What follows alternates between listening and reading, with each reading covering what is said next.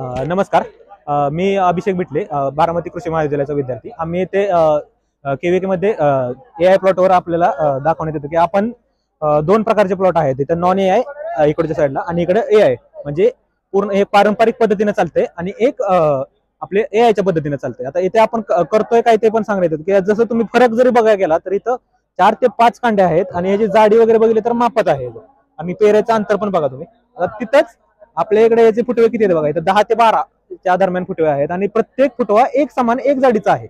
हे आपण AIच्या पद्धतीने घेतलेलं आहे. आता यात आपण केलं काय आहे तर एक वेदर स्टेशन आपण बसवतो, जे आपण मागच्या बाजूला तुम्ही बघू शकता जसं की हे वेदर स्टेशन मध्ये आपण सगळं वर दोन सेन्सर आहेत, आपले विंड वेलॉसिटी आणि विंड इंटेन्सिटीसाठीचा, आणि त्याच्याबरोबर खाली आपण दुसरे सेन्सर्स आहेत जसे की सॉइल मॉइश्चर सेन्सर आहे, लीप वेटनेस सेन्सर आहे. हे सगळे सेन्सर्स काय करतात तर आपल्या मातीतला मॉइश्चर आणि त्याच्याबरोबर जे आपल्या पाण्याची कमतरता जर असेल तर ते आपले डिटेक्ट करून आपल्याला सांगतात. आता आपण काय करतो, जर आपण शेतकरी जर साध्या पद्धतीने केलं तर शेतकरी भरमसाठ पाणी देतो, पाण्याची वाढ तर होतेच आणि त्याबरोबर त्याचं नुकसान आहे की जोपर्यंत आपलं शेत आहे वापसा कंडिशनवर राहत नाही तोपर्यंत आपल्याला उत्पन्नात वाढ होत नाही. जर आपल्याला उत्पन्नात वाढ पाहिजे तर आपले जे क्षेत्र आहे ते वापसा कंडिशनवर असणं गरजेचं आहे. त्यासाठी आपण मॉइश्चर डिटेक्ट करतो आणि त्याप्रमाणे आपण पाणी देतो. आपल्याला पाण्यात एकतर 25% पाणी, 25% हवा आणि 50% माती हे रिलेशन राखणं गरजेचं असतं. आता यात आपण कसं राखतो तर जे आपल्याला AI जे डिटेक्ट करतंय मॉइश्चर सेन्सरने त्याप्रमाणे आपण देतो की एकदा आपण पाणी जर एक आपल्याला रिकमेंडेशन येतं की दररोज की आपल्याला एवढं पाणी द्यायचं, समजा 25,000 लिटर पाणी आपल्याला सांगितलेलं आहे, म्हणजे त्याला आपण डायरेक्ट कॅल्क्युलेट करून येतं की तुम्हाला आज 45 मिनिटं मोटर चालवायची आहे, त्याप्रमाणे आपण पाणी देतो. त्यामुळे फायदा काय होतो तर जी खतं आपण वापरली जातात त्या खताचा अपटेक चांगला होतो, त्यामुळे ऊसाची वाढ चांगली होते. आता तुम्ही इथं बघत असाल तर ह्या ऊसाची आपण वाढ बघितली तरी 28 कांड्यावर ऊस आहे. ह्याची लागण फक्त आता 10.5 महिन्याची झालेली आहे, तेवढ्यात एवढी वाढ आहे आणि अजून हा 45 कांड्यापर्यंत ऊस जाणार आहे. प्रत्येक ऊस हा जवळपास 3 ते 3.5 किलोचा भरतो. जर हा एवढा मोठा म्हणजे 2.5-3 किलोचा ऊस जर भरत असेल तर त्याप्रमाणे 2.5 किलोचा जरी ऊस धरला आपण, 2.5 किलोचे आपले असे जर लागणी पद्धत बरोबर असेल, 40,000 आपण संख्या याची मेंटेन केली तर 100 टन उत्पन्न इथेच निघतंय. त्याच्याबरोबरचे फुटवे वगैरे असे बाहेर येतात. वॉटरशूटने अजून 20 टनाचं उत्पन्न वाढते. त्यामुळे आपण जे AIच्या माध्यमातून अचीव्ह करू शकतो ते आहे 120 टनापर्यंत उत्पन्न, जिथे नॉन AI मध्ये आपण ते 60 ते 80 मध्ये आपण अडकून राहतो. त्याच्या चांगला शेतकरी असेल तर 100 पर्यंत जाईल, पण त्याच्यावर जाण्याच्या अडचणी ते आपण इथे दूर केलेले आहेत.